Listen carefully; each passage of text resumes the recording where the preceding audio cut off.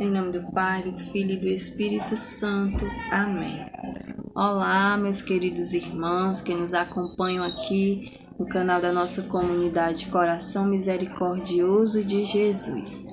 É uma alegria estar mais uma vez trazendo a meditação do Santo Evangelho para você, para meditarmos juntos. Hoje o Evangelho de São Lucas, capítulo 13, versículos do 1 ao 9. Evangelho de Jesus Cristo segundo São Lucas. Glória a vós, Senhor. Nesse momento, vieram algumas pessoas que lhe contaram o que acontecera com os galileus, cujo sangue Pilatos havia misturado com o das suas vítimas. Tomando a palavra, ele disse: acreditais que por terem sofrido tal sorte, esses galileus eram mais pecadores do que todos os outros galileus? Não, eu vos digo. Todavia, se não vos arrependerdes, perecereis todos do mesmo modo. Ou os 18 que a torre de Siloé matou em sua queda, julgais que a sua culpa tenha sido maior do que a de todos os habitantes de Jerusalém? Não, eu vos digo. Mas se não vos arrependerdes, perecereis todos de modo semelhante. Contou ainda esta parábola. Um homem tinha uma figueira plantada em sua vinha. Veio a ela procurar frutos, mas não encontrou.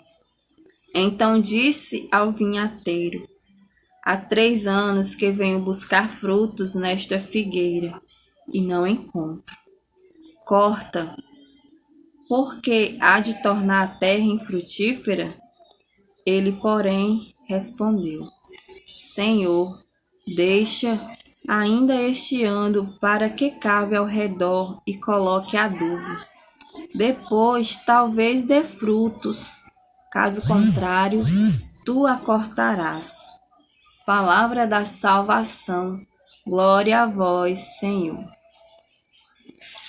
E o Evangelho de hoje, Jesus vem nos exortando fortemente a buscarmos a conversão.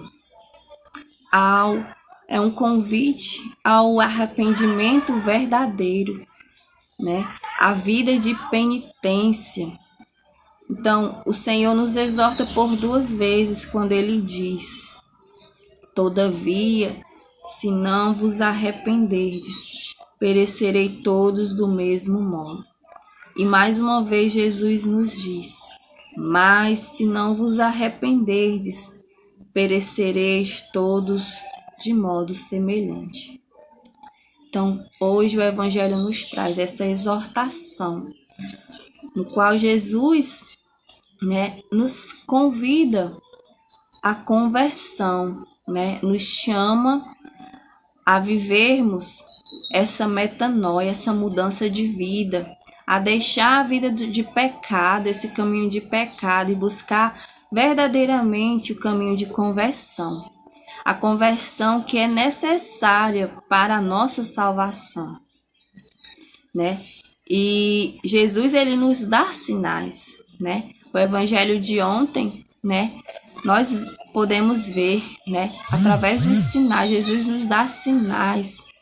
Então, muitas vezes, as situações ruins que acontecem, nós procuramos um culpado por isso, Uma pessoa que está passando por uma situação de enfermidade, Procuramos culpar alguém, E até mesmo culpamos aquelas próprias pessoas por estarem passando por aquelas situações, porque achamos que aquelas pessoas, aquilo aconteceu pelo fato delas viverem numa vida de pecado. Então, se viveu aquilo, temos esse pensamento, de se a pessoa vive aquilo é porque ela foi merecedora daquilo.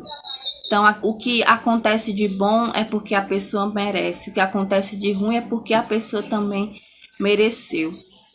E às vezes, né, quando essas situações acontecem até mesmo conosco, né, situações difíceis, de tribulações, quando acontecem conosco, nos achamos bons demais, né? Nos achamos indignos de passar por aquelas situações, pelo fato de sermos, né, de caminhada, de participarmos da igreja, de termos vida de oração, de participarmos de comunidade, nos achamos indignos de passar por situações ruins, né? Então, Jesus nos exorta hoje, né, a vivermos sim a penitência, a acolher as penitências que nos são dadas, né? Então, se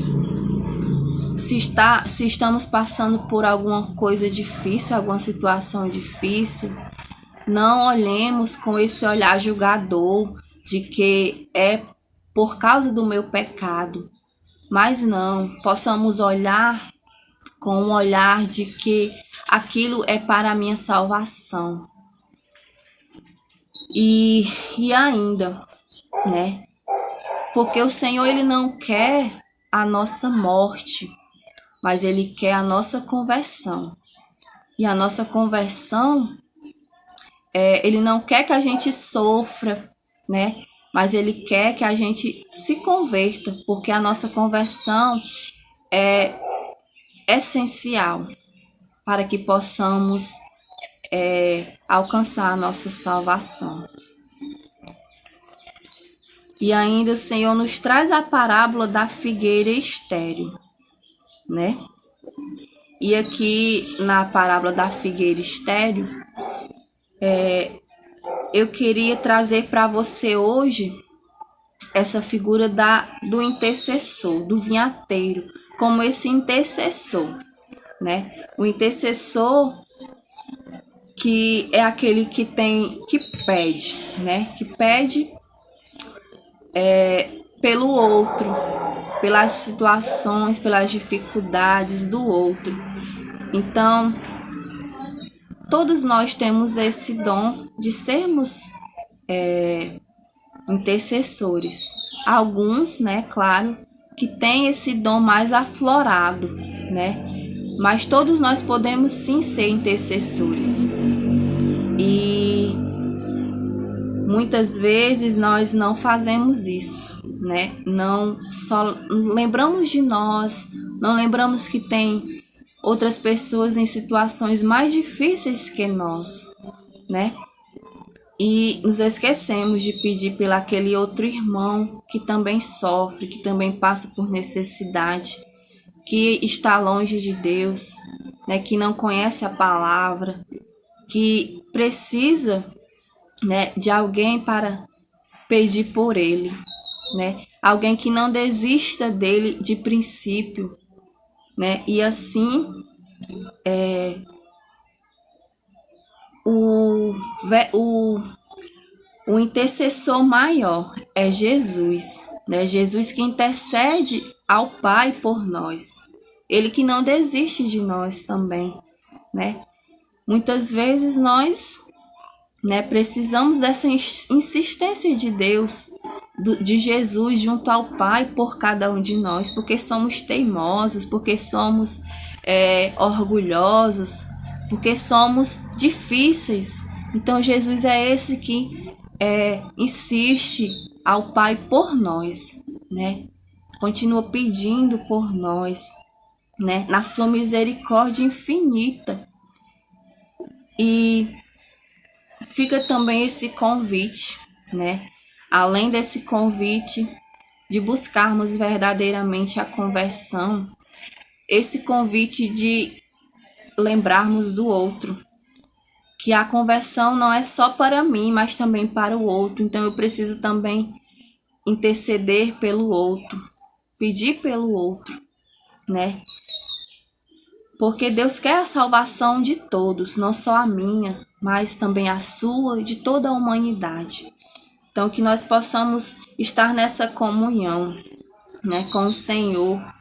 E também, né, em comunhão com a vontade de Deus, quando termina o evangelho dizendo: caso contrário, tu a cortarás.